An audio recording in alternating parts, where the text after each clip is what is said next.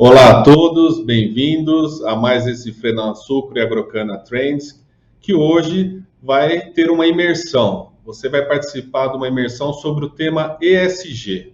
Esse tema que anda tão em voga, que a gente anda escutando por aí, mas agora nós vamos saber um pouco mais sobre o que é esse tema e por que as empresas estão se engajando cada vez mais nessa nova maneira de pensar o futuro das nossas empresas.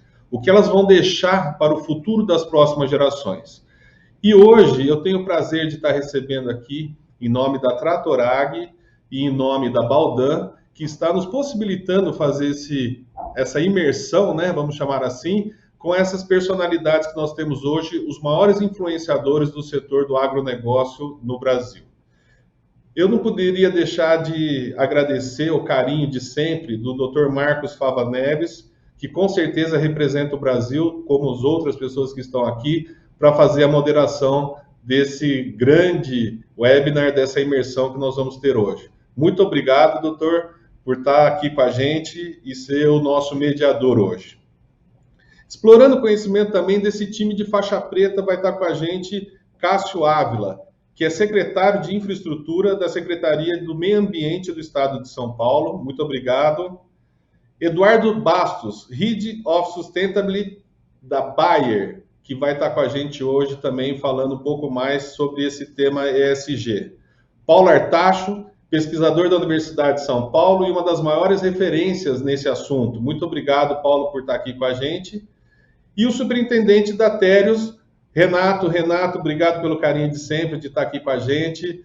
E eu quero agradecer aqui, em nome da FenaSucro e Agrocana, e reafirmar, Marcos, a nossa vocação de atualizar o setor sucroenergético, o setor de bioenergia, o setor sucroalcooleiro para essa comunidade. A bola está com você, uma boa imersão com essa galera fantástica e vamos que vamos. Valeu, Paulo. Boa tarde a todos que estão nos ouvindo agora e que vão ouvir depois aí, assistir o nosso vídeo. Na verdade, aqui nós estamos gerando uma gravação, né, Paulo? Porque esse conteúdo aí depois é visto por milhares de pessoas e assim que tem funcionado esse novo mundo, né? Agradeço muito, Paulo, você, a Sucro, Agrocana, a chance de interagir com vocês e mais ainda, né, com essa possibilidade que vocês trouxeram 4 craques aí, cada qual numa determinada área, em multinacional, em universidade de ponta mundial, atuando no governo, atuando em grupo cooperativa francesa aqui no Brasil também, enfim, tem uma diversidade de pessoas, fora a qualidade delas, que eu posso atestar. Então, desde já, eu queria agradecer muito o tempo, né, do Cassiano, Eduardo, que inclusive fala com a gente lá da Europa, em breve vai estar participando da COP, o professor Paulo Artacho, meu colega, e o Renato Zanetti também, da Terios, que tem uma admiração muito grande pelo trabalho que vocês fazem. Eu acho que, Paulo, esse tema não poderia ser melhor escolhido, ainda mais num momento como esse, que nós temos o Brasil numa performance absolutamente incrível, compara os últimos 20, 25, 30 anos. O nosso país passa de importador de comida para liderar hoje o mercado mundial em 7 das 12 principais culturas, o Brasil lidera e deve terminar essa década também com mais 2, se Deus quiser, que é o algodão e o milho, que vão se juntar ao nosso suco de laranja, Paulo, que tem 75% do trade mundial, é suco de laranja brasileiro. Segundo lugar, em termos de share, nós temos a soja, quase 55% da soja importada pelo mundo vem do Brasil. Terceiro, o nosso querido açúcar, com 46% da importação mundial vinda do Brasil. Quarto colocado, Paulo, nosso frango. 1 em cada 3 frangos consumidos no planeta, de trade, de mercado, vem do Brasil. Quinto colocado, o nosso café, feito aqui também na região, com aproximadamente 30% das importações mundiais. Sexto colocado, carne bovina, 25%, 1 em cada 4 bifes consumidos pelo mundo vem do Brasil, e aí a gente fecha com a chance de...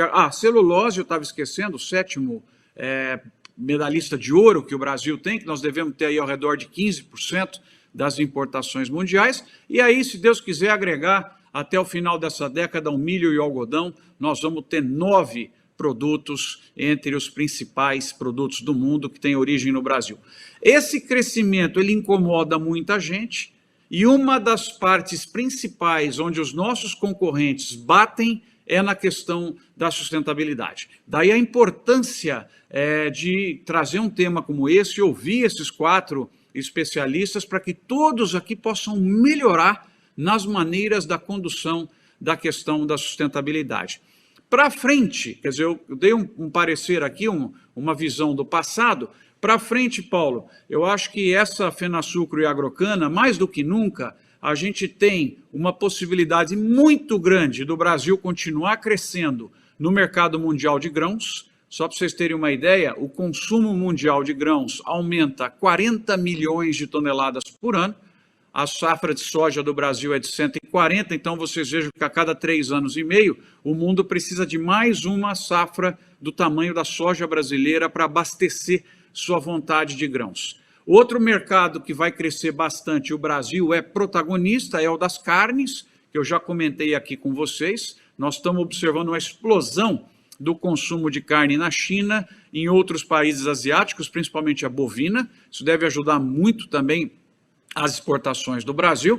Terceiro mercado extremamente importante para nós e que vem com uma força incrível agora, com o petróleo acima de $80 o barril, é o biocombustível. E no biocombustível nós temos desde os americanos, né, que desde 2005 adotam a mistura de 10% de etanol de milho na gasolina. Eu estava lendo um relatório agora que somente o projeto deles para biodiesel vai precisar de 4 milhões de hectares de soja.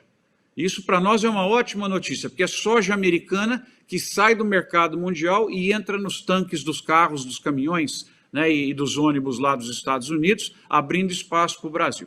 A gente sabe também, né, Paulo, festejamos esse movimento da Índia, que resolveu antecipar os 20% de mistura de etanol na gasolina para 2025, talvez atingindo já em 2023, isso era 2030. Só para vocês da cana terem uma ideia o que isso significa, são 80 milhões de toneladas de cana que serão convertidas para fazer etanol, né, misturando na gasolina da Índia, e com isso tira essa cana do mercado internacional e o Brasil pode expandir nessa área. África do Sul também, a própria Europa. Então a gente vê a questão dos biocombustíveis. A China com 10% já em diversas províncias, representando para nós uma oportunidade muito grande. Então, fora isso, nós temos para gerar o desenvolvimento do Brasil, que na minha opinião não tem outro caminho a não ser pela exportação de comida, de bioenergia e outros agroprodutos, como o algodão, né, a madeira da nossa mesa, o couro da nossa cadeira, não temos outro caminho, né? E aí é também cada vez mais, para fechar essa minha introdução, o Brasil vai ser exportador de serviços no agro. O que seriam serviços no agro? É startups, é inteligência artificial, é carbono, sequestro de carbono, isso é um serviço. Vai entrar como exportação do agronegócio a compensação que indústrias poluentes internacionais farão comprando o sequestro de carbono feito pelos produtores brasileiros, feito pelos RenovaBios do Brasil e outras coisas mais. Então nós temos uma avenida aí pela frente de oportunidades que será muito boa nos próximos anos, mas para isso temos que ter a sustentabilidade, porque é o nosso calcanhar de Aquiles aonde batem no Brasil. Esse é o ponto. Eu para fechar e já passar aí a primeira pergunta para o meu colega, né, o professor Paulo, o Brasil, na área ambiental, e acho que o professor Paulo pode dizer com mais propriedade, o Brasil tem indicadores em muitas áreas muito bons, muito bons. Só que nós pecamos na questão do desmatamento ilegal e é como se a gente vencesse um jogo de 9-1, mas o gol que passa lá na Europa é o gol que nós levamos.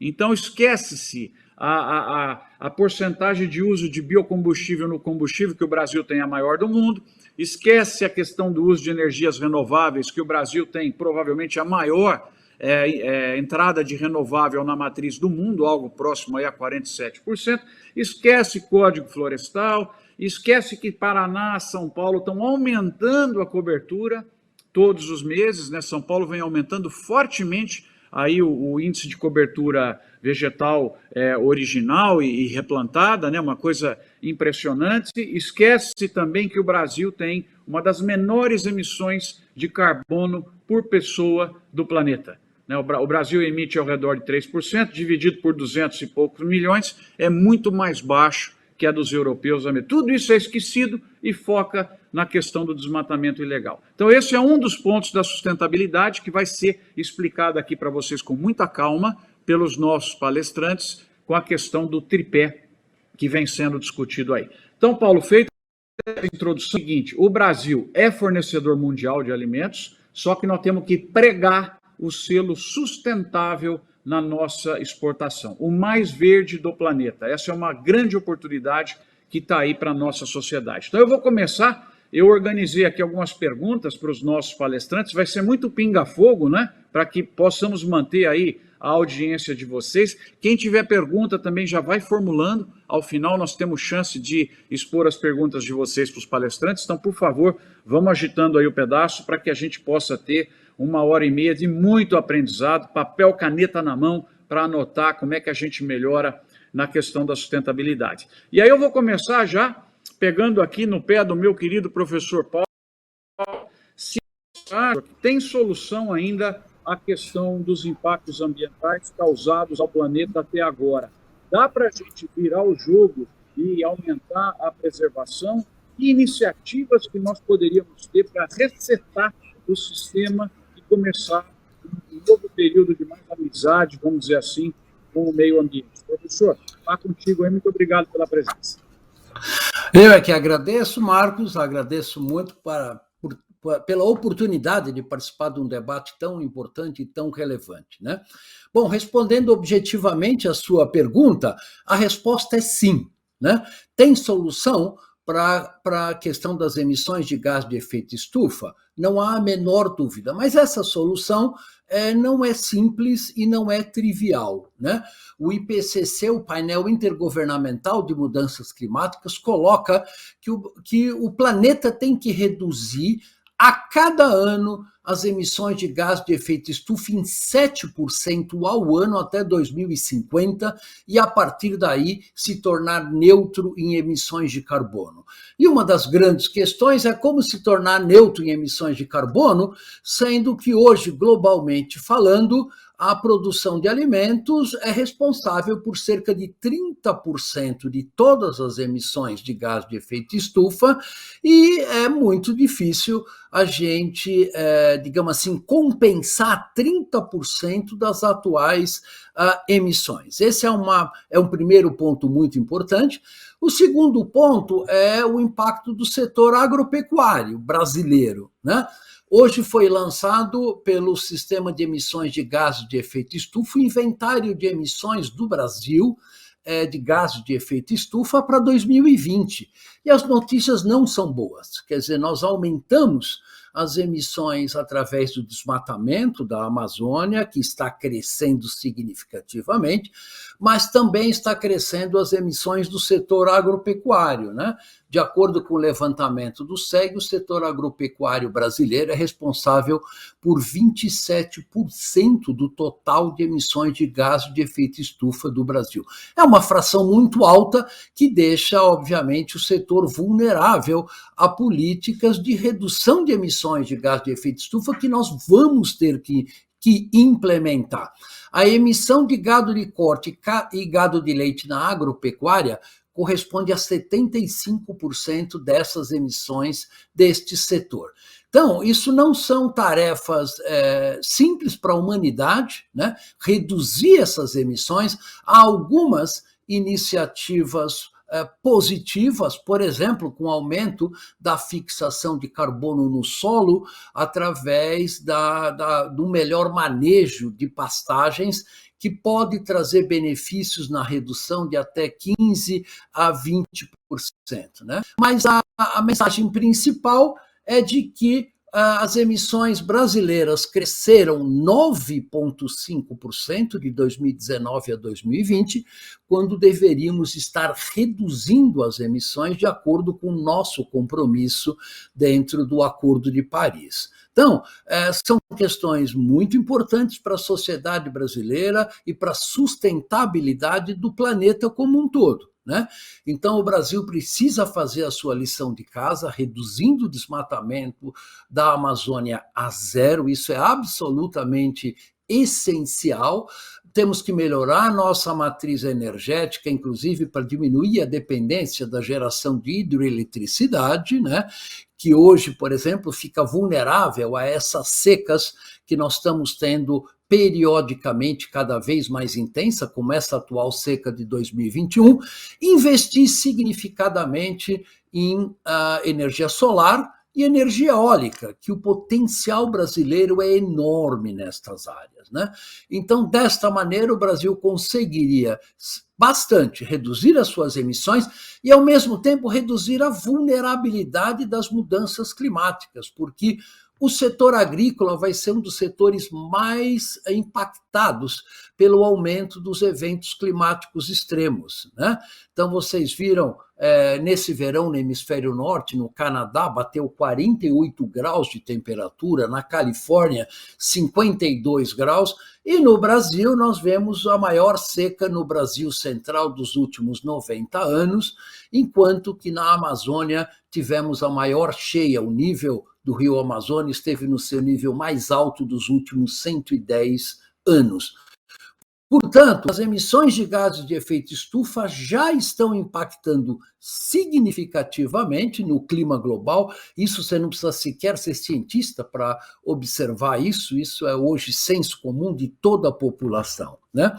Então, é muito importante que nós trabalhamos em conjunto com todos os países do mundo para a redução das emissões de gases de efeito estufa, porque isso vai e já está impactando a nossa economia, a nossa produtividade agrícola, e a vulnerabilidade do Brasil é muito grande, é maior do que muitos países pela nossa dimensão continental e também pela nossa localização tropical. Se tivéssemos iniciado o processo de redução de emissões há 30 anos atrás, por exemplo, na época da Rio 92, quando começamos a falar na necessidade de redução de emissões e readequação, né, do setor energético, nós não estaríamos numa situação tão vulnerável como o Brasil está atualmente, e nós precisamos trabalhar sociedade, sistema produtivo, sistema financeiro, governo e a comunidade científica para desenvolver estratégias que possam trazer um mínimo de sustentabilidade, tanto para o agronegócio brasileiro, quanto também para as atividades econômicas da sociedade em geral. Eu acho que tem uma fala tua que é muito importante a gente já tirar aqui como que a gente leva para casa desse seminário, que a agricultura brasileira ela é muito ameaçada, sim, pela alteração climática mundial. Nós vimos aí o que aconteceu já esse ano e nós vamos piorar porque, só dando um número, essa seca que você fez referência tirou praticamente 80 milhões de toneladas de cana de produção, e nós estamos tendo que usar mais gasolina e menos etanol justamente por conta dessa redução que nós tivemos. Então, realmente é extremamente preocupante. Agradeço aí a tua primeira intervenção. Agora, Eduardo, vai contigo, viu? Você está tranquilo aí, mas nós vamos te perturbar. O Eduardo está lá na Europa, né? Nosso representante aí. Vai lá falar coisa boa do Brasil, hein, Eduardo? Senão nós vamos te dar um pito quando você voltar aqui. Obrigado pela sua presença. É líder de sustentabilidade de uma empresa extremamente admirada, que está há mais de 100 anos trabalhando aqui no Brasil, que é a Bayer. E eu queria que você passasse um pouquinho, Eduardo, rapidinho aí nesse início, a sua visão sobre os movimentos que a indústria do agronegócio vem tomando com relação à sustentabilidade e se isso tem ou não impacto para a Bayer. Como é que você está vendo aí a movimentação das empresas do setor?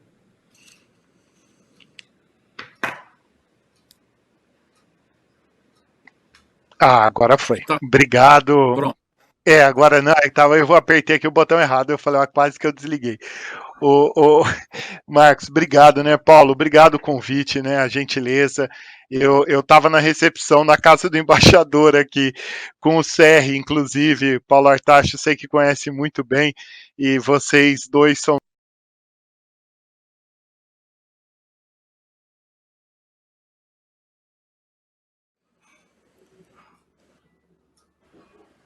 Edu cortou o volume de novo. Será que é lá com ele ou é aqui com a gente? acho que na hora que eu encostei aqui. Isso. Desculpa. E eu estava com o Serri, né? A gente hoje fez uma palestra para várias pessoas aqui, junto com o governo, com a Apex, com a Dinamarca, né? Com o governo dinamarquês e vários influenciadores. E fica claro, né? Que realmente é exatamente o que você comentou, Marcos, que tá fazendo um monte de gol, a gente levou um, mas a impressão que dá é que a gente está no 7-1, naquele 7-1 famigerado, onde a gente levou 7, na verdade a gente só levou um nesse caso aqui. Então, tá sendo bem interessante. Eu não quero tumultuar, mas, Marcos, parabéns, né? Feliz aniversário, um abraço no coração, meu querido. E, bom, eu vejo a movimentação do setor de maneira muito positiva, mas eu vou dizer para você cautelosa. Não sei se porque a hora que a gente chega aqui na Europa dá aquela segurada, né, no ânimo e a turma aqui é muito crítica. E na visão deles, a gente ainda não está dialogando adequadamente com todo o setor. A gente não está dialogando com todos os clientes, então isso é interessante. O agro, a gente fala muito com o agro, tem falado com alguns clientes diretos, né, da cadeia, mas a gente não fala muito lá na ponta, né, com o supermercado, por exemplo, a gente fala relativo, então tem um espaço grande de melhora, com certeza. E até por não conversar muito com essa ponta, a gente acaba tendo uma visão parcial do desafio, né? Então, algumas questões que, por exemplo, hoje são dadas aqui, né, de inclusão de pequenos agricultores, dietas mais saudáveis. Dieta mais saudável significa, em grande parte, uma alimentação mais balanceada, né? Então, pela primeira vez na vida, eu fui numa reunião de ONU, onde a preocupação está maior hoje com obesidade do que com fome, apesar da Covid. Então, a gente tinha cerca de 800 milhões de famintos, com Covid voltou para 1 bi, mas hoje a gente tem 1 bilhão e 200 de obeso, né? E boa parte por alimentação inadequada. Então, não é excesso de comida, é comer errado. Claro que desmatamento é uma preocupação, a gente não pode não é, particularmente no Brasil, o grande tema. A gente estava num evento na Bolsa aqui em Copenhague, teve um protesto contra nós. Eu falei, poxa, então é interessante assim o viés, né, do poxa, mas vocês não resolvem desmatamento. Eu falei, não, mas não tem nada a ver esse desmatamento com agro, não me interessa, né? É mudança de uso do solo, portanto, no final do dia está dentro da conta que o Paulo bem comentou aqui do LULUCF ou AFOLU, né? Então tudo isso vai no mesmo bolo, a gente está lá junto. Agora, tem muita coisa sendo feita, então acho que o que é legal, né, a gente pegar o exemplo nosso aqui dentro de casa, né, da Bayer, a gente resolveu endereçar a sustentabilidade em 3 grandes pilares.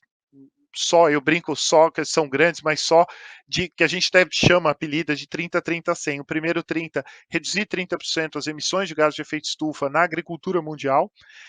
O segundo 30 reduzir o impacto ambiental das tecnologias, e aí a gente está falando basicamente de químicos, em 30%, e o terceiro 100, melhorar a vida de 100 milhões de pequenos agricultores, ou seja, incluir 100 milhões de pequenos agricultores dentro do agro e fazer uma diferença. Então, acho que tem muita coisa legal, a gente tem que melhorar isso, mas não é só contar a história, é um diálogo mesmo, e diálogo pressupõe também ouvir, e ouvir pressupõe voltar, né? A gente precisa voltar a viajar e fazer todas as transformações aí que a gente precisa. Obrigado.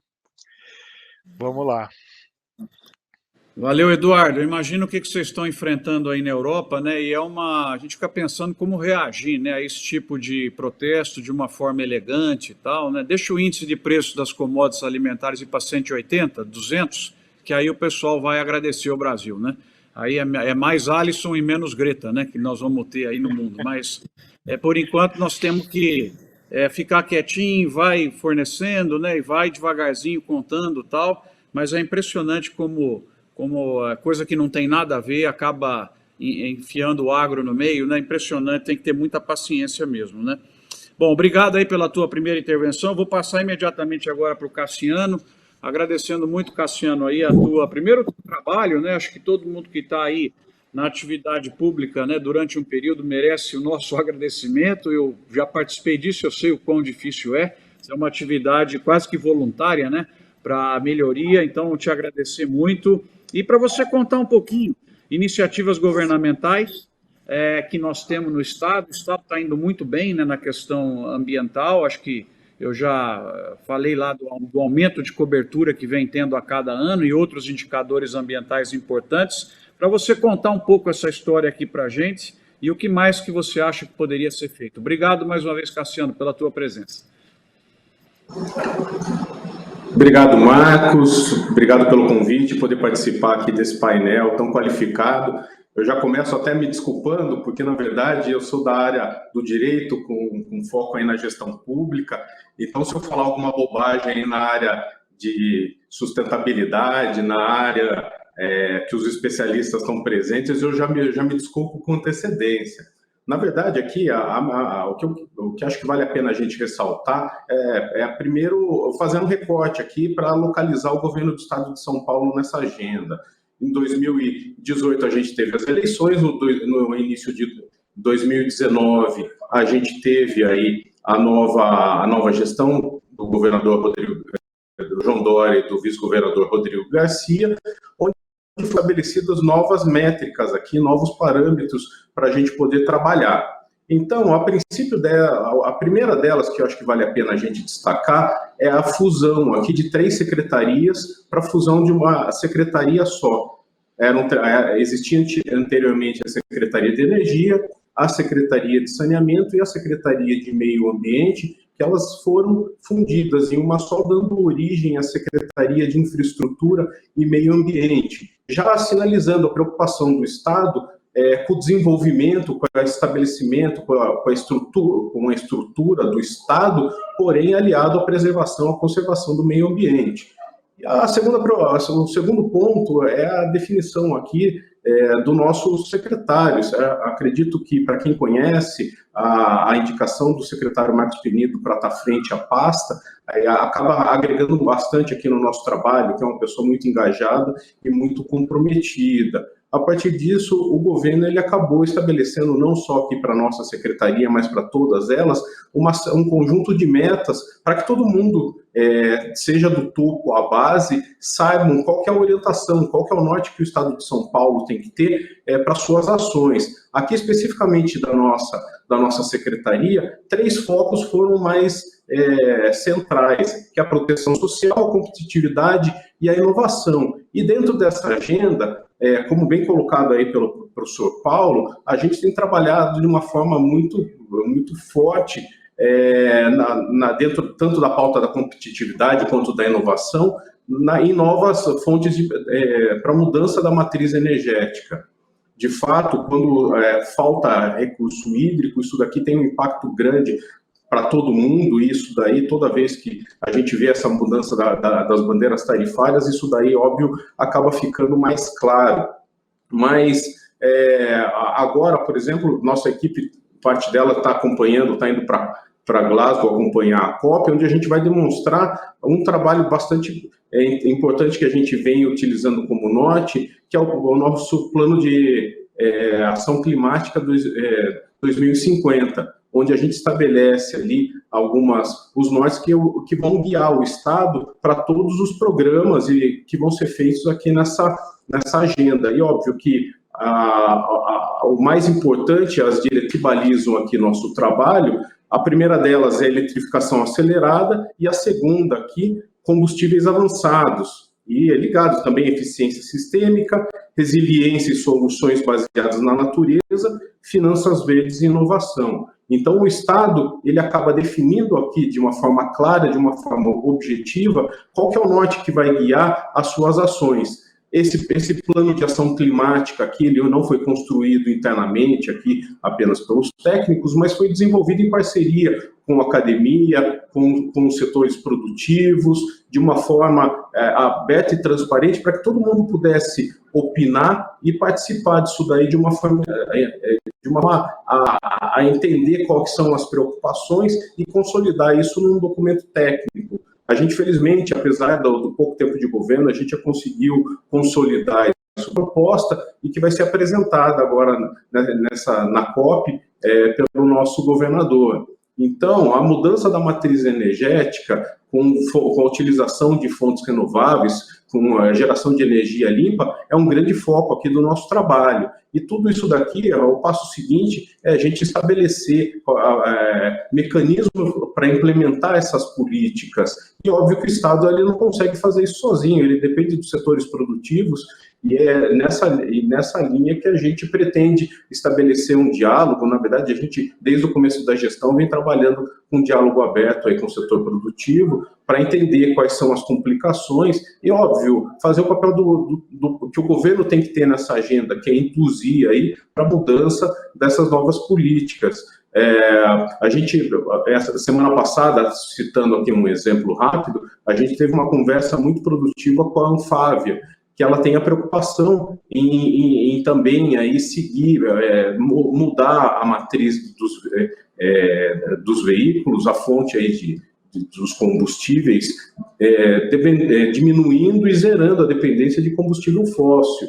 E óbvio que para ela fazer isso, ela quer um cenário que promova segurança institucional, segurança jurídica, para fazer os investimentos e gerar os empregos de uma forma sólida, de uma forma estável, que é basicamente o que toda a cadeia de produção quer. Então, o Estado tem trabalhado nessa forma, mostrar qual que é a diretriz que ela vai seguir e como que ela vai executar esse plano.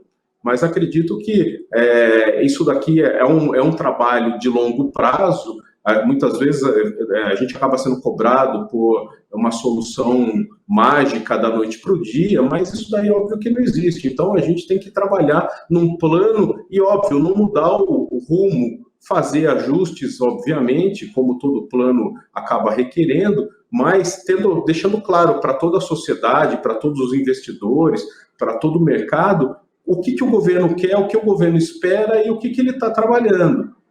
E acho que nesse sentido ganha aí todo mundo, ganha o poder público, ganha a sociedade e ganha, obviamente, o mercado. Então, é um ganha-ganha. E com isso daí, dentro dessa agenda, recentemente, aí em julho, acho que eu já estou estourando o meu tempo, mas o próprio governo, sinalizando isso daí para o mercado, editou um decreto em julho de 2001, aderindo aí ao Race to Zero e ao Race to Resilience, demonstrando que o Estado é favorável a essa agenda de descarbonização. Então, todos esses trabalhos que a gente vem fazendo, agora a gente já começa um trabalho para rediscutir o plano estadual de energia, focado nesse norte que foi colocado, que eu coloquei rapidamente aqui. Então, os planos se integram, tem uma inteligência envolvida por trás disso e uma preocupação, óbvio, de não faltar energia, de ter uma energia com preço acessível, disso daí não comprometer todo o mercado. E eu acredito que o trabalho que o Estado de São Paulo está fazendo pode e deve ser replicado em todos os demais estados e pelo próprio governo federal, de modo que a gente não sofra aí com a falta de energia, com falta de água. Muito bom, Cassiano. Eu acho assim, não me sinto de ver o que o Estado está fazendo, né? Eu acho que eu tenho acompanhado aí de perto e acho que uma das coisas mais importantes que você fala, que fica dessa sua primeira intervenção, é a importância da integração da ação pública com o setor privado, caminhando juntos nessa questão ambiental, é absolutamente fundamental. Agora, o Renato, que estava de férias ali, nós vamos atrapalhar um pouco a vida dele, né, Renato? Você achou que veio aqui só para escutar, mas nós vamos te perguntar também.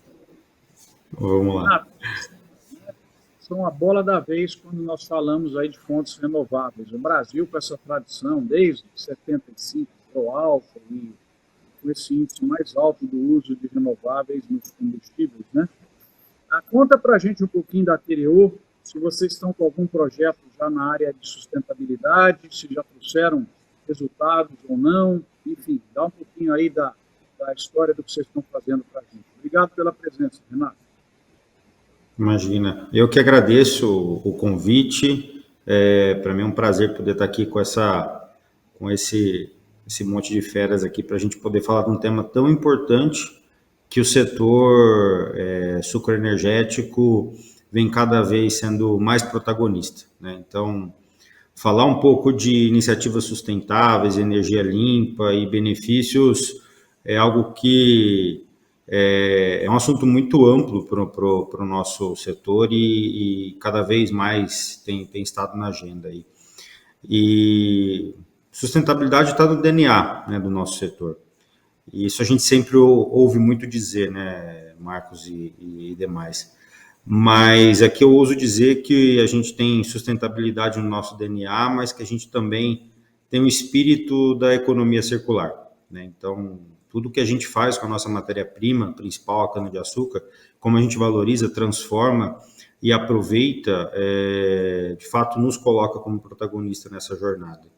E aqui dizer um pouco, acho que a gente tem, para mim, tem duas linhas de tempo muito claras aqui, né? Historicamente, o que a gente tem feito e o que a gente tem atualmente feito, o que a gente tem estudado para um futuro próximo, né? Então, aqui acho que não é novidade para ninguém que o setor historicamente já usa os resíduos do processo industrial na atividade de produção de cana-de-açúcar, né, e tratos culturais, como a torta de filtro, a cinza, a vinhaça rica em potássio, e a produção de energia renovável através do bagaço da cana. Isso é algo que está muito intrínseco no nosso negócio e é muito conhecido muitas vezes, mas atualmente a gente tem avançado em temas importantes para o nosso negócio, e aqui eu queria citar algumas coisas importantes e também coisas que a Terreos já tem feito e coisas que a gente tem, de fato, estudado, iniciativas estudadas para um futuro próximo.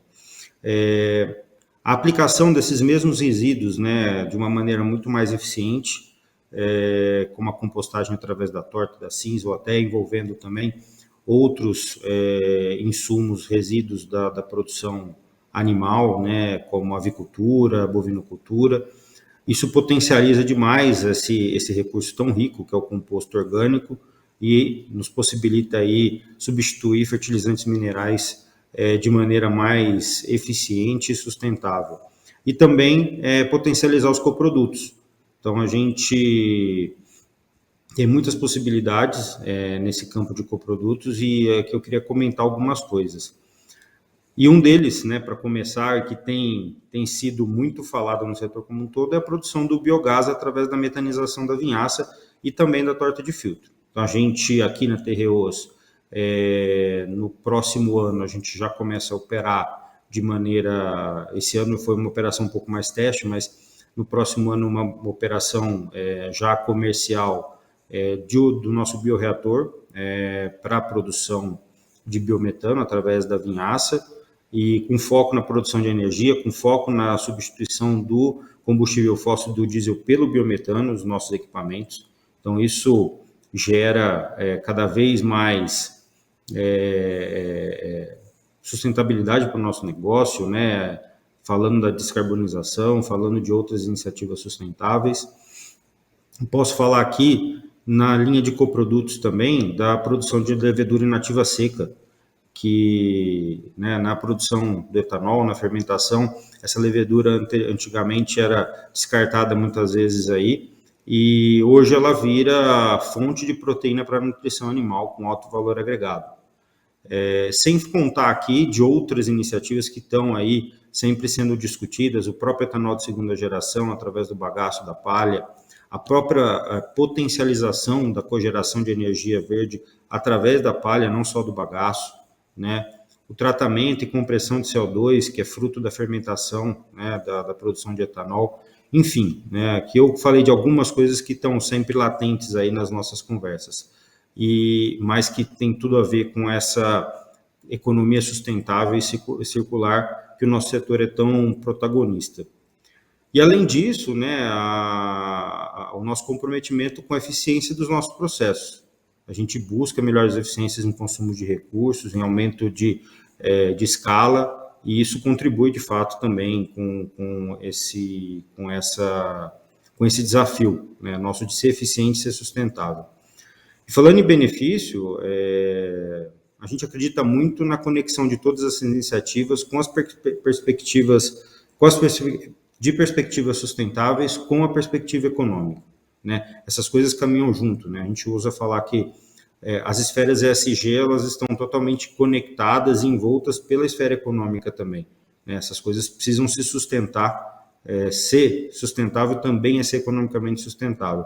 E tudo que eu comentei aqui gera benefício direto, né? Não só na descarbonização, como eu comentei, né? Que direto na nossa operação, mas também também indiretamente na substituição do combustível fóssil, e o benefício econômico dos nossos custos operacionais, que isso para a gente é super importante. E só para finalizar aqui rapidamente, a gente conectando todas essas iniciativas que são a base da nossa estratégia ESG, a gente, nas próximas semanas, a gente vai divulgar o nosso primeiro relatório de sustentabilidade, modelo GRI, das operações de cana-de-açúcar da Terreos no Brasil, né, trazendo mais materialidade, mais transparência e foco nessas iniciativas e na estratégia ESG para a Terreos. Obrigado. Valeu, Renato, muito bom. Você já deu aí uma lista, né, de 10 ações sendo feitas aí na área de sustentabilidade, não só pela Terreos, mas muitas outras empresas do setor também com uma parte dessas ações. E eu estou achando que o pessoal da FenaSucro e Agrocana, os organizadores, fizeram uma sacanagem comigo e puseram ponto aí na sua orelha, porque você acabou respondendo já a pergunta do Claudinei, que era sobre biometano e biogás, se vocês vão investir ou não. Então eu estou achando que tem algum erro aqui, viu, Paulo? Eu vou investigar depois, porque o pessoal deve estar brifando a turma aí, e o ponto... Depois eu quero olhar a orelha sua aí, viu, Renato? Você deve ter um ponto aí que o pessoal já passou a pergunta. Mas agradecer o Claudinei, né, pela pergunta, e acho que o Renato já respondeu. Obrigado, Renato. Vou voltar agora ao professor Paulo. Professor Paulo, nós vamos pedir dicas. Aí. Né, como participante, né, do painel intergovernamental sobre mudanças climáticas, o IPCC, já tocou um pouquinho nesse assunto na sua primeira resposta, né? Mas que dicas teria para o nosso agro, para a nossa produção de alimentos, para a nossa bioenergia ser percebida, que agenda maior que nós poderíamos entrar para ela melhorar a imagem dela nessa questão da sustentabilidade, com ações concretas, enfim, um pouquinho aí de dicas para nós. Olha, Marcos, eu acho que não se trata só de melhorar a imagem, mas melhorar as ações concretas, né? Quer dizer, é claro que a imagem não é muito boa, mas a imagem vai ser automaticamente melhorada se ações concretas forem implementadas. Então, veja, por exemplo, a gente, alguns minutos atrás, colocou que, olha, o agronegócio não tem nada a ver com a questão do desmatamento da Amazônia, né? Bom, isso não é bem verdade, porque 70% das áreas que foram desmatadas da Amazônia hoje são áreas de pastagem, Rondônia, Mato Grosso, Goiás e assim por diante. Quer dizer, então há uma vinculação, sim, né? Independente do que a gente ache que isso pode prejudicar a imagem do Brasil ou não. Quer dizer, então eu acho que uma primeira recomendação seria não tapar os olhos, né? E colocar e só falar, olha, nós somos o máximo, super bons, excelentes, temos um monte de ações positivas, quando, na verdade, 70% das áreas desmatadas da Amazônia hoje é ocupada pelo agronegócio. Então, precisa ter ações concretas no sentido de melhorar a sustentabilidade do próprio negócio, né? Então, o agronegócio poderia efetivamente, por exemplo, pressionar o governo brasileiro para reduzir o desmatamento, que é o maior motivo da má visão que governos estrangeiros têm do nosso país hoje, né? Isto é fácil, não há nenhuma maneira mais rápida, fácil e barata de reduzir emissões de gás de efeito estufa do que reduzir desmatamento, e o Brasil já mostrou que isso pode ser feito. Em 2002, a gente desmatava 28 mil quilômetros de floresta a cada ano. Em 2012, isso foi reduzido para 4 mil quilômetros quadrados de floresta a cada ano.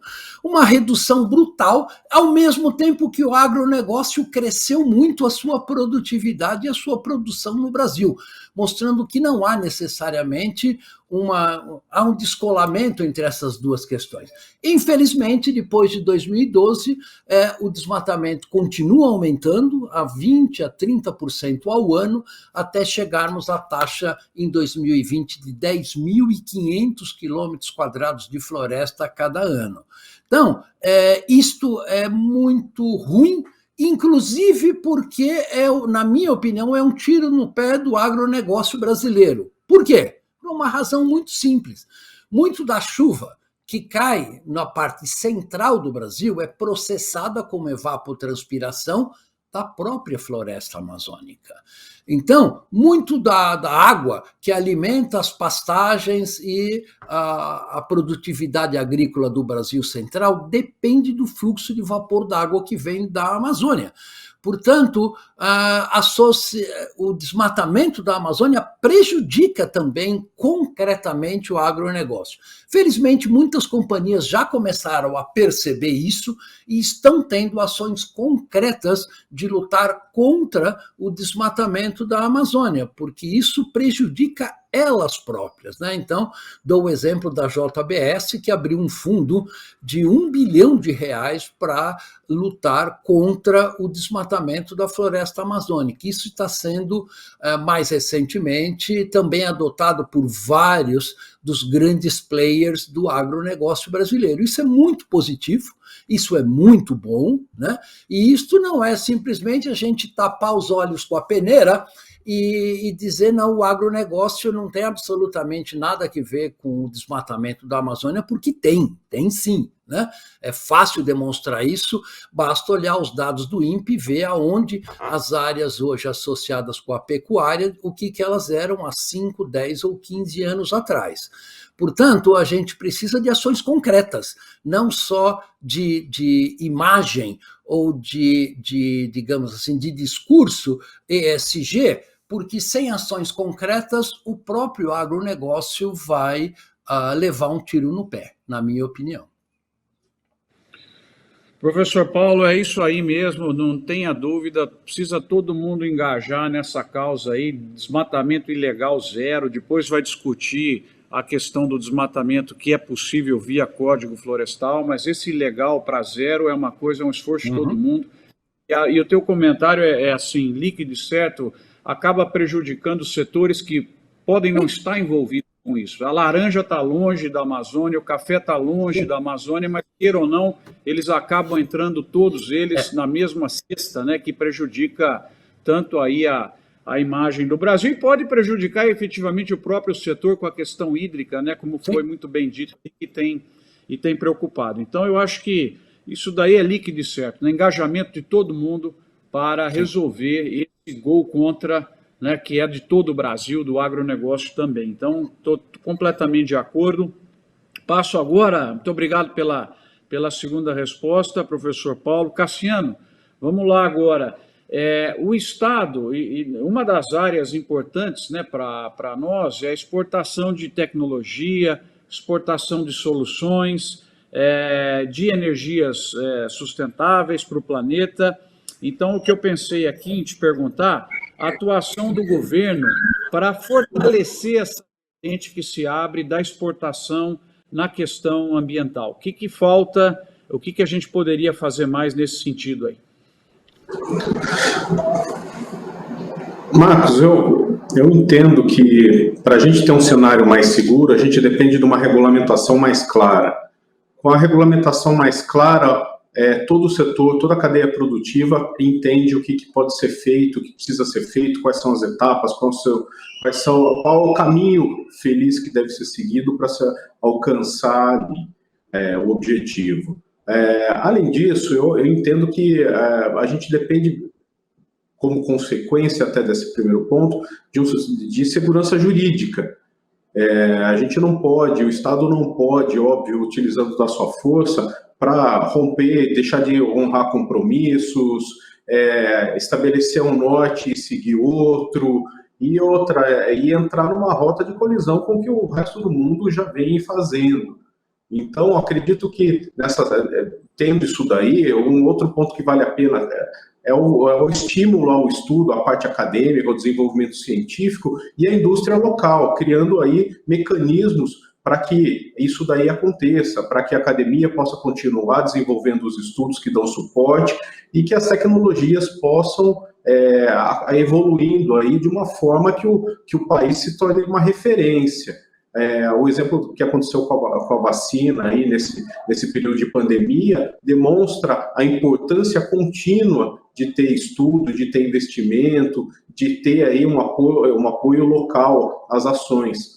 Então, eu entendo que a gente precisa de segurança de um cenário de segurança institucional, de segurança jurídica e de um apoio claro. E, nesse sentido, eu acredito que o Estado, isso daqui acho que até posso deixar de uma forma clara, o Estado, nesse momento, vem trabalhando em um projeto para estimular de uma forma clara a produção verde. O estímulo aí a renovação de equipamentos dentro de equipamentos menos poluidores, equipamentos mais modernos, e que isso daí que saia mais barato com o incentivo do Estado, essas ações, do que eventualmente o privado aí procurar insumos que ainda são mais baratos, tentar dar escala ou compensar isso daí através de um regime tributário mais adequado para aquele que quer seguir de uma forma adequada dentro da agenda verde.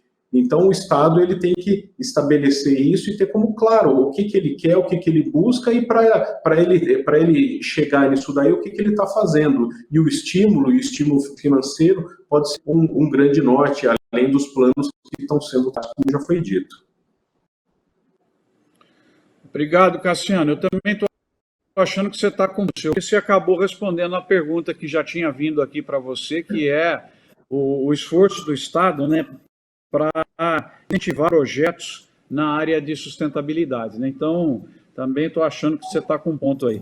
Mas nós estamos. Eu vou pedir agora para o Eduardo, que a gente partiu, né, Eduardo, do conceito aqui que todo mundo que está assistindo conhece o que é sustentabilidade e a última parcial aí que o pessoal da FenaSucro Agrocana me passou, tinha mais de 2.050 pessoas aqui inscritas e acompanhando. Imagino que muitos são estudantes, né, então, conta um pouquinho mais para a gente. A questão hoje moderna da sustentabilidade é só meio ambiente ou tem outras coisas aí? E a segunda parte que eu queria que você respondesse é como num ambiente de redução de atividade econômica, de crise, pode, mesmo assim, deve incentivar ações em direção à sustentabilidade. Então, o que é efetivamente os 3 componentes, né? E como fortalecer mesmo com crise econômica.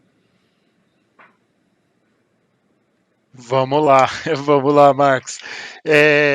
Bom, acho que o primeiro ponto sim, né? Sustentabilidade tem ganho uma importância cada vez maior. Eu sempre brinco que às vezes as pessoas acham que ao mudar de nome as coisas perderam a relevância, né? Sustentabilidade hoje, para muita gente, muito lugar, virou ESG, e o pessoal, agora acabou. Eu falei, não, gente, o contrário, agora ficou mais importante, porque sustentabilidade saiu de uma agenda mais tática, mais de uma área, para ESG, que é uma coisa de conversa de presidente, conversa de presidente de empresa, presidente de país, enfim. Qual que é a grande mudança, né? Sustentabilidade sempre olhou muito para 3, tem várias explicações, mas uma delas, né, os 3 pilares, o social, o ambiental e o econômico. Quando isso vira ESG, o E de ESG, né, E de environmental, que é ambiental, o S de social, e o G de governança. Muita gente vê, agora acabou, né, econômico. Não, é que a parte econômica ela é tão importante que ela está na base de tudo isso. mas sim é muito além de ambiental. Então, claro que aqui a gente está falando muito, né, de clima, num sentido mais amplo, né, inclusive de chuva, mas também de carbono. O próximo passo dessa agenda ambiental, né, fiquem todos preparados, né, para quem acha que, nossa, agora tem mais uns 10 anos aí de carbono e depois, né?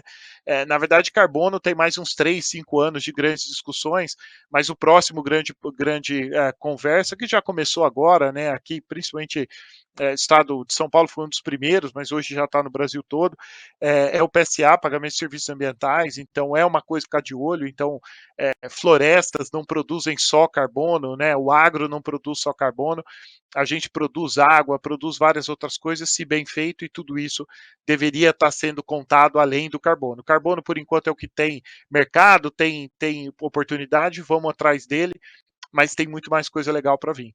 Mas tem uma agenda social imensa, que passa, claro, pela inclusão, por exemplo, de pequenos agricultores, mas tem a própria discussão de gênero, né? Então, tenho discutido muito com várias empresas, né? Poxa, cadê o teu programa de ter 50% das mulheres na liderança? Tem 50% das mulheres do mundo, cadê? Tinha que ter a mesma coisa.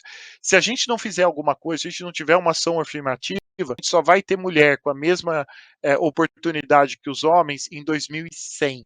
E a gente precisa entender isso, a gente precisa aceitar que é assim e que não dá para ser desse jeito, né? E, portanto, trabalhar para mudar. E, obviamente, governança, talvez esse seja o assunto mais novo, né, que pressupõe um diálogo cada vez maior, pressupõe políticas, não só públicas, mas políticas internas, né? Então, que todas as pessoas saibam quais são as metas de ESG da sua empresa, assim como a maioria das pessoas, se eu perguntar aqui, sabe as metas financeiras, né? Todo mundo sabe faturamento, todo mundo sabe o orçamento, né? Para quem está em governo, você fala da minha instituição é de tantos milhões e deve gerar tanto. Tá bom, qual que é a mesma métrica para outras frentes ESG? E hipertransparência, então realmente não é só transparência, né? Se você não fala do teu setor, alguém vai falar, provavelmente vai falar errado, nem sempre mal, mas provavelmente vai falar errado. Então, precisa ficar de olho, né? ESG é a nova palavra, vários aqui comentaram hoje na fala. Essa é a primeira parte da resposta. A segunda, tentando ser sucinto, eu vou dar aqui o dado do último estudo do ICC, a Câmara Internacional do Comércio, recém-lançado, está público, vocês vão lá no site do ICC, vocês vão encontrar. O mercado de carbono brasileiro, se o Brasil entrar no mercado de carbono, tem o PL 528 hoje que está sendo discutido, que é para regulamentar esse mercado, só o agro dentro do Brasil tem um potencial 100 milhões de toneladas. A um preço baixo de $10, hoje não vale mais que 10, de verdade. Nós estamos falando de 100 bilhões a 100 milhões a $10, nós estamos falando de 10 bilhões. Mas isso, obviamente, o preço tem uma tendência de aumentar, portanto, de movimentar muito mais dinheiro. E do outro lado, né, Marcos, você perguntou de emprego. O próprio estudo diz tem um potencial de geração de 8 milhões de empregos.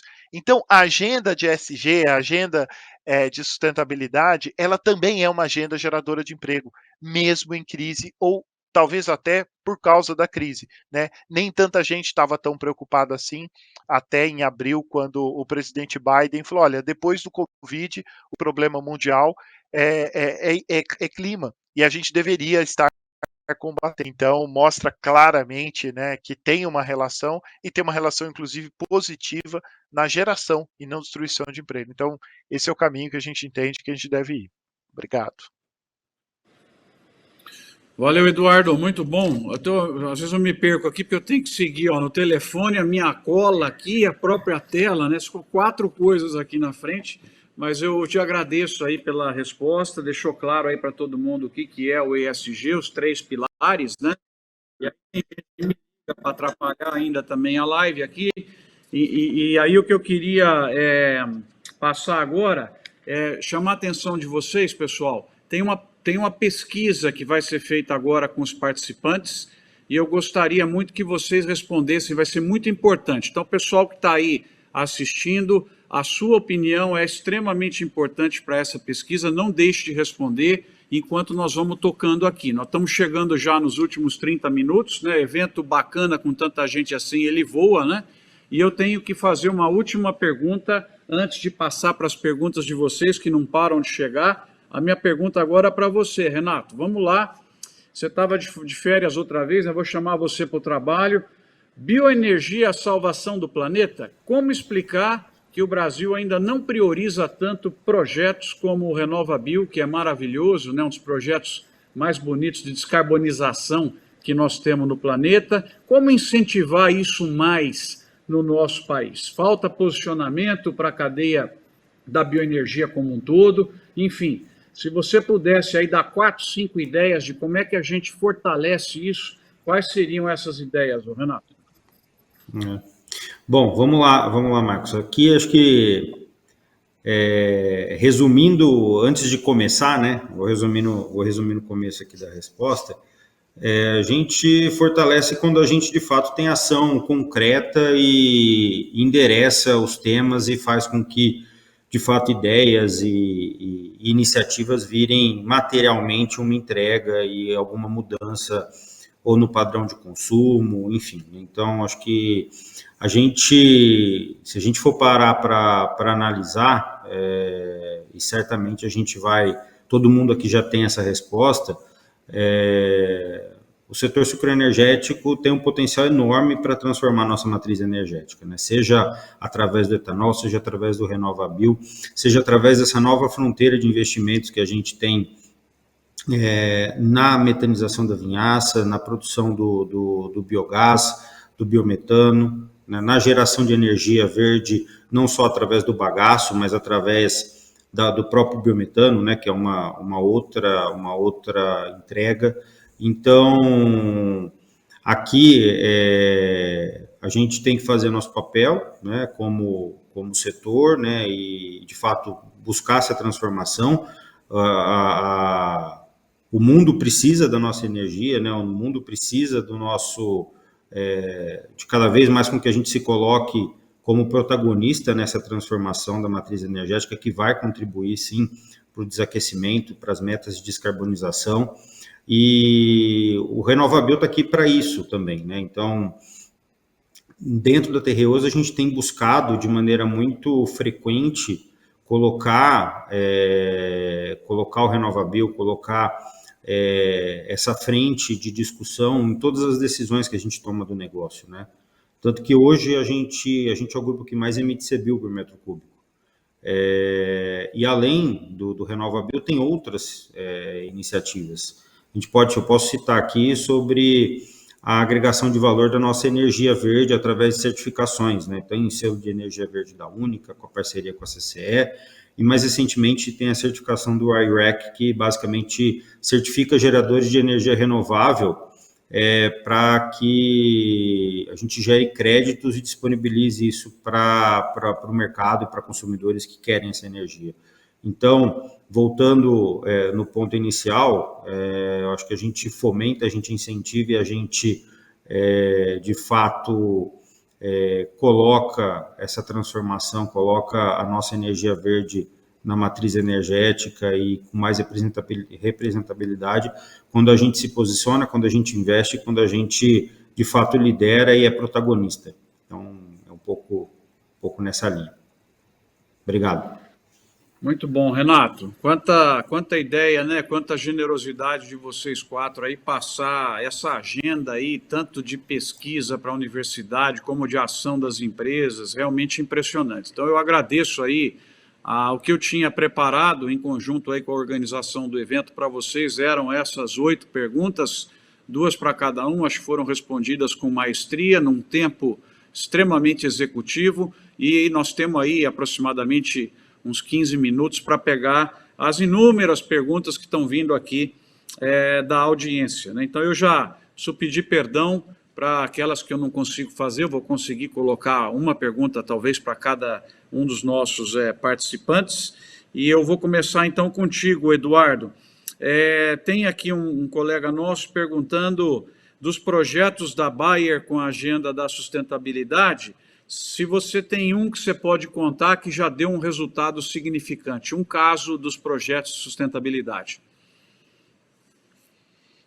Tenho sim. Obrigado pela pergunta. O projeto nosso de carbono é um sucesso. É muito legal ver o que a gente conseguiu até agora, né? A gente começou no Brasil com 414 produtores em 15 estados brasileiros.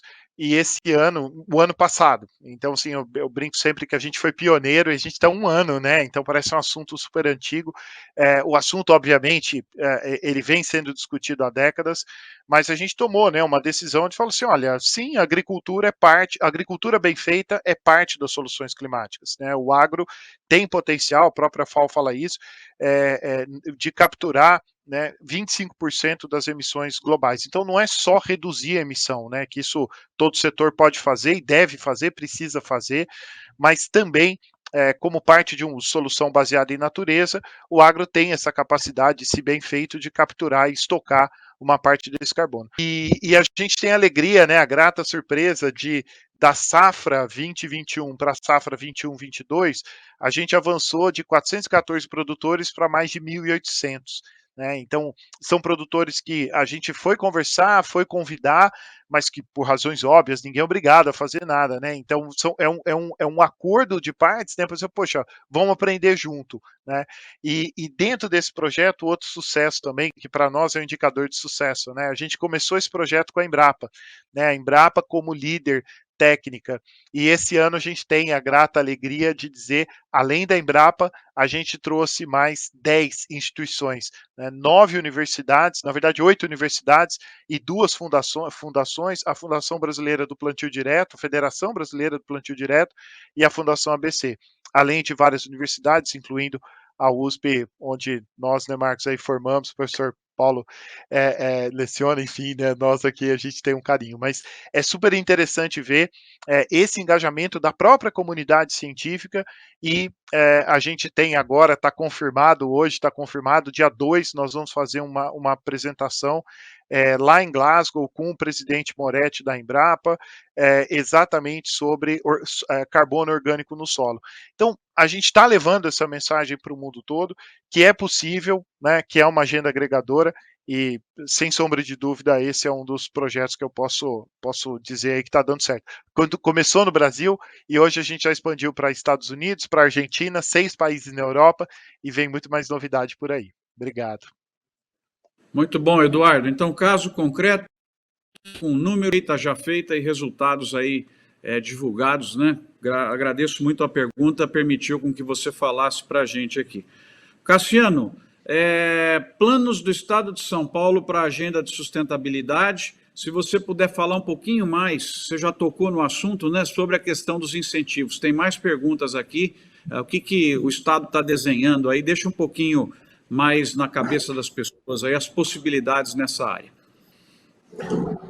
Marcos, eu acho que vale a pena a gente destacar aqui os principais projetos que a gente vem trabalhando hoje. E eles são na parte de resíduos sólidos e na parte de geração de energia limpa. A gente acredita que o Estado tem que ser um indutor aí dessas novas tecnologias, dessa nova forma do mundo aí, assimilando tudo que está acontecendo e utilizando essas práticas para mudar aí a lógica que a gente tinha de lixão, a dificuldade aí de pautar a matriz energética numa única matriz, aí, a gente redesenhar o que a gente quer para os próximos anos. Então, aqui na pauta de resíduos sólidos, a gente vem fazendo um trabalho envolvendo os consórcios de municípios, a gente vem desenvolvendo a revisão aí dos planos, contratando os planos municipais aí de resíduos, dando suporte, e agora para os planos regionais. E a gente acredita aí que vai ter muito trabalho para ser feito nessa pauta, até como forma de induzir aí a economia circular, que já foi citado hoje aqui no nosso evento. A outra pauta bastante importante que a gente vem trabalhando é a questão da nova matriz, da mudança aí de planos voltados à energia limpa. Então, a gente vem trabalhando num projeto de implantação de novas usinas de geração distribuída através de captação fotovoltaica, onde o Estado pretende equalizar suas contas aqui através da geração de energia. E isso daí, óbvio, dentro da pauta da eficiência, e não só da eficiência energética, mas da eficiência administrativa, da eficiência econômica. E aí óbvio, discutir aí com os setores essas novas tecnologias e como o Estado pode induzir. Hoje o Estado desenvolve SP, que também acaba sendo uma porta de entrada para o mercado, para obter aí linhas de financiamento com juros diferenciados, em condições mais facilitadas, e isso daí tanto para o poder público quanto para o privado. Tem muito trabalho, tem muitas ações, mas o que tem que ficar claro aqui, Marcos, eu acho que o mais importante é mostrar que o mundo mudou. Esses últimos anos, tem mostrado isso daí, a mudança de temperatura, a escassez aí da água, aí, essas dificuldades, o aumento de energia, tem mostrado que as fontes naturais, elas têm fim, sim. E se a gente não mudar isso daí, vai ter impacto para toda a sociedade. Então, a gente precisa trabalhar cada um no seu segmento, cada um no seu setor. Cada setor precisa descobrir ali, desenvolver através dessa metodologia do ESG, o que é importante para ele, como que ele, na cadeia produtiva dele, ele se torna responsável, ele se torna sustentável, onde que a governança dele permite abraçar ali o funcionário, atender todas essas demandas que o Eduardo bem colocou aqui anteriormente.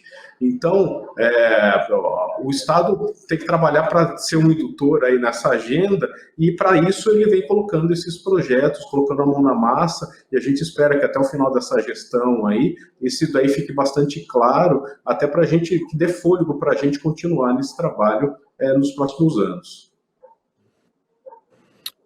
Muito bom, Cassiano. Agora para o professor Paulo, mais no sentido inspiracional, professor Paulo, chegou uma pergunta muito bacana aqui. Você já falou de casos de empresas que estão colocando investimentos pesados aí para rastreabilidade, sustentabilidade, e a pessoa está perguntando, você pode citar um país que está na nossa frente, que poderia ser um benchmark na questão de sustentabilidade, e dentro do Brasil também, algum outro setor que merece olhar mais para inspirar setores a chegarem no estágio que esse setor já está. Então, um exemplo de país e um exemplo de setor que, com a tua experiência acompanhando, acha que estão acima do que a média que nós estamos aqui no Brasil. Olha, Marcos, é muito difícil comparar país com país, porque as realidades econômicas são muito diferentes, né? É muito difícil você comparar. Olha, a Suécia está melhor que o Brasil, está melhor que a Nova Zelândia. Nova Zelândia tem 12 milhões de pessoas, é muito fácil você fazer isso, ao invés de fazer com 120 milhões de habitantes ou mais de 1 bilhão de pessoas na Índia. Então, é muito difícil comparar ações de país para país. Agora, você vê, por exemplo, se andando pelo interior da Alemanha, você vê muito mais aerogeradores lá e painéis fotovoltaicos do que você vê no Nordeste brasileiro. Em Estocolmo, você vê mais painéis fotovoltaicos no telhado das casas do que você vê em Fortaleza. Só que o fluxo de radiação solar aqui é 6 vezes maior do que na Suécia. Então, é difícil comparar, e dentro de cada país também é difícil comparar os diferentes setores, porque as peculiaridades são muito diferentes. Agora, evidentemente, temos alguns setores, por exemplo, de alta tecnologia, que têm embutido a questão da sustentabilidade desde os seus primórdios, né? E, felizmente, por exemplo, na questão do agronegócio, isso é mais recente, mas também está pegando agora com força. Mas é importante percebermos que cada setor econômico e cada país tem a sua dinâmica própria, e é difícil a gente comparar experiências, mesmo as experiências de sucesso. Muito bom, professor Paulo. Como quem estuda as cadeias do agronegócio do Brasil, eu acho que, só para somar um pouquinho na tua resposta, por exemplo, setores nossos que foram muito mais expostos ao mercado internacional de maior exigência, como é o caso do europeu, na minha leitura, e eles têm um padrão ESG mais elevado. Por exemplo, de suco de laranja. Eu acho que o de suco de laranja no Brasil está bem acima de outros setores. Um que tem trabalhado fortemente também é o do algodão. Boa parte do algodão brasileiro é o país com o maior índice de algodão sustentável, do Better Cotton Initiative. Então, dentro das nossas cadeias do agro, você tem distintas causas, vamos dizer assim, de adoção de práticas ESG, e aquelas que são mais aí atacadas, né, e também por estar com vulnerabilidade maior, hoje é a soja e é a pecuária, né? Essas duas é que estão correndo bem, estão com muitas ações. Foi dito aí o caso de uma das empresas, colocando bilhões, as outras também, né? Hoje acho que tinha uma notícia, uma das empresas também que já está com rastreamento total da sua cadeia de suprimentos, então ela vai saber identificar o animal, se veio de área sensível ou não. Enfim, isso aí é um conjunto muito bom, né, de coisas que estão acontecendo. Vai em linha do seu chamado, que o agro brasileiro tem que ser cada vez mais engajado para resolver os problemas aí que nós temos, né? Muito, muito bom, agradeço aí pela resposta, e eu termino aqui essa rodada de perguntas com você, Renato. Mais uma vez, você achou que fosse escapar, hein, Renato? Eu estou te mancomunado com você, que eu deixo você para o final, aí dá mais tempo, né? Você acha, Renato, que com o petróleo agora, e acabou de sair um artigo na Economist, né, que provavelmente esses preços vão perdurar em virtude da questão da sustentabilidade, da questão toda aí de dificuldades de novos investimentos, você acha que a cana está num novo momento, num novo bom momento, por conta dessa situação atual, pressão de sustentabilidade, preço do petróleo, enfim, como é que você vê o momento para o setor? É um momento muito positivo, né? Eu comentei aqui numa das minhas respostas sobre essa nova fronteira de investimentos que a gente está enxergando aqui para o biometano, né, e para o biogás. Sim, Marcos, as perspectivas são boas, né? A gente tem, eu costumo dizer que a gente tem um ouro verde no campo, que dá de fato para a gente extrair ao máximo, que dá para gerar muito valor, e enfim, a ver o que a gente, a ver o que vai acontecer nesse cenário econômico e político brasileiro. Mas as perspectivas para o setor são muito boas. A gente de fato acredita que cada vez mais o setor tem sido reconhecido nessa jornada de transformação de matriz energética e do próprio ESG, como a gente vem falando, e acredito que a gente vai ter uns 2-3 anos aí de boas histórias para contar, numa nova fronteira de investimento através do bio, e enfim, vamos falar bastante disso ainda na nossa perspectiva. E também a gente viu aí nessa semana declarações de uma das grandes empresas que a gente pode ainda, em linha com o que o professor Paulo também comentou, nós temos condição de dobrar o que é produzido na mesma área com pesquisa e desenvolvimento. Então, isso significa um setor sucroenergético mais vibrante, usando talvez até menos área e produzindo muito mais, como tem sido até o caso da pecuária brasileira. Nos últimos 30 anos, né, a pecuária liberou 30 milhões de hectares para os grãos no Brasil. Se pegar a área de pastagem, ela vem diminuindo, e esse é um ponto importante. A cana também tem uma agenda muito grande na área agrícola, né, que você conhece muito bem, que dá para tentar aumentar o output por área. Isso seria extremamente importante. Renato, agora eu vou fazer o seguinte, eu vou te dar o seu minuto final, para você dar a despedida aí do pessoal e passar uma mensagem final aí, e aí os outros 3 já vão se preparando, mas agora eu peguei você é o primeiro a fazer a despedida. Vamos lá. Não, vamos lá. Eu quero agradecer muito pela oportunidade, né? Foi um prazer estar aqui com vocês. De novo, espero que a gente repita muito mais esses momentos comigo, com todos nós que estamos aqui, mas com as outras empresas do setor também, porque a gente precisa valorizar o que a gente faz, né? Não é só discurso, tem ação, tem investimento, tem muito esforço, tem muito suor para fazer com que cada vez mais nosso setor seja valorizado e possa contribuir, de fato, com uma matriz energética mais limpa para o futuro, com menos carbono na atmosfera. Obrigado a todos. Muito bom, Renato. Obrigado. Agora nós vamos de volta para a Europa. Eduardo, para a sua despedida, espero que você tenha tempo de voltar ainda para a casa do embaixador, tomar lá um bom vinho, né? E pedimos perdão de interromper o seu jantar aí, mas o seu minuto final aí, Eduardo. 10h20 aqui, né? Nada agora, daqui a pouco é descansar. Bom, eu deixo aqui 2 recados, um recado de avanço e um recado de união. De avanço é entender que no passado a gente discutia se era para produzir ou preservar. Hoje a gente fala em produzir e preservar, que no futuro a gente possa dizer que produzir é preservar.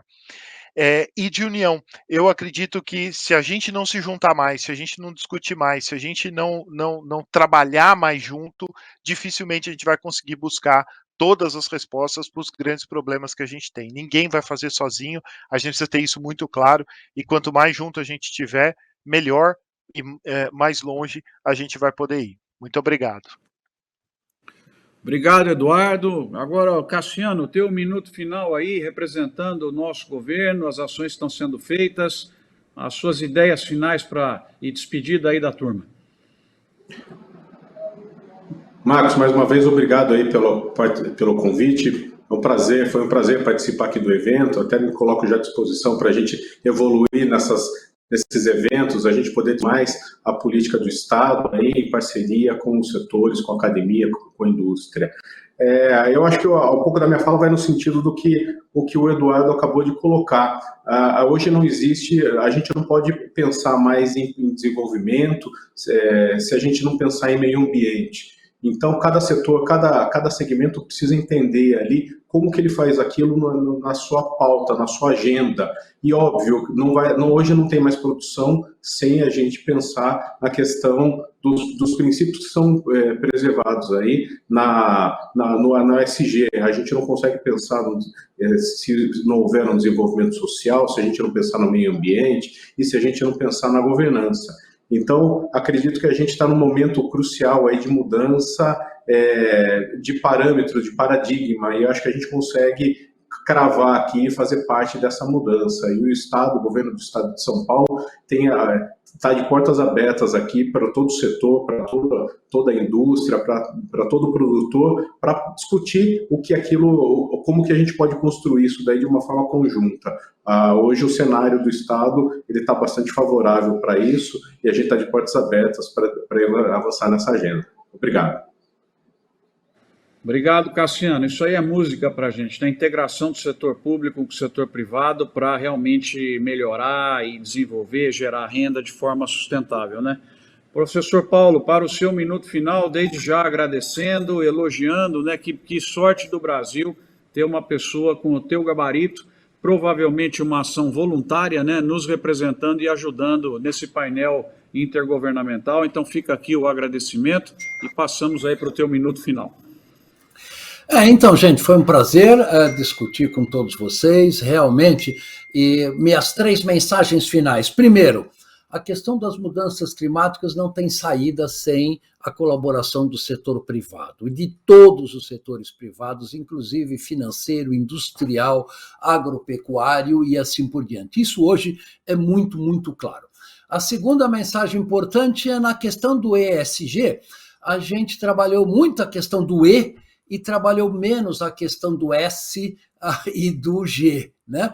Então, eu acho que é importante, no caso da governança, que as empresas façam planejamentos de muito mais longo prazo do que o usual. Eu sei que isso é difícil de fazer num país tão volátil como o Brasil, mas fazer planos para 5, 10, 15 ou 20 anos ajuda muito na construção da sustentabilidade, não meramente um plano para ter o maior lucro possível no ano que vem ou daqui a 2 anos. Então, eu acho que isso é absolutamente necessário para o caminho da sustentabilidade. E na questão social, finalmente, eu acho que é importante a gente perceber que basicamente os 10% da população mais rica do nosso planeta são responsáveis por 60% das emissões de gases de efeito estufa, né? Só que tem um pequeno detalhe: quem mais vai sofrer os impactos das mudanças do clima são, na verdade, os 90% da população de menor renda. São aqueles que vivem nas favelas em São Paulo, numa comunidade no Rio de Janeiro. Então, nós temos uma questão importante de injustiça social associado com as mudanças climáticas que tem que entrar nessa agenda e tem que ser muito bem discutida, porque o ESG não é só a questão ambiental, é a questão social e a questão da governança também, e foi muito bom ter tido a oportunidade de conversar com vocês sobre essas questões. Muito bom, professor Paulo, siga nos representando com essa maestria aí, fundamental, Eduardo também, né, no jogo internacional aí, tentando, e também o Cassiano no Estado e o Renato, uma das grandes empresas, né, na área ambiental que nós temos, que é a Tereos. Sigam essa jornada bonita, né, que os trouxe aqui nesse painel. Eu acho que, para fechar, meu comentário final é que o desenvolvimento, mais uma vez, da nossa sociedade, a criação de oportunidades, ela passa por um desenvolvimento vigoroso da nossa produção de alimentos, bioenergia e outros agroprodutos, porque esse é o nosso papel no mundo. É um papel nobre, porque quem vende comida, quem coloca comida de forma competitiva na mesa dos outros países é alguém que tem que ser admirado. Para isso, nós precisamos cada vez mais levantar a régua da sustentabilidade no Brasil. Acho que ficou evidente aqui com a fala dos nossos 4 palestrantes, para que esse rótulo do Brasil seja o fornecedor verde de comida, o fornecedor sustentável de comida, bioenergia, enfim, a área que a sociedade brasileira tem para ser admirada daqui 3, 4, 5 anos olha, os caras colocam comida na nossa mesa e são campeões na questão ambiental. Acho que esse é o espaço reservado para a nossa sociedade, portanto, vamos trabalhar nessa linha que é extremamente importante. Paulo, tem uma coisa muito legal que nós aprendemos com essa questão das lives, com essa questão das reuniões via Zoom, Teams, Google Meet, que é a questão da disciplina com horário. Se nós tivéssemos lá em Sertãozinho, esse evento aqui provavelmente ia começar às 4h20, 4h30 e acabar às 6h30, 15 para 7. Aqui, se o cara atrasa 30 segundos, ele já entra em pânico pedindo desculpas, né? Então, acho que essa disciplina do digital e de não telefonar para as pessoas, seria interessante a gente continuar. Então, eu estou entregando para você o nosso painel com 3 minutos de créditos para você fazer o seu encerramento e acabarmos rigorosamente no horário prometido. Obrigado. Que riqueza, né? Que riqueza, que delícia poder ter a oportunidade de juntar todos nós aqui nesse painel.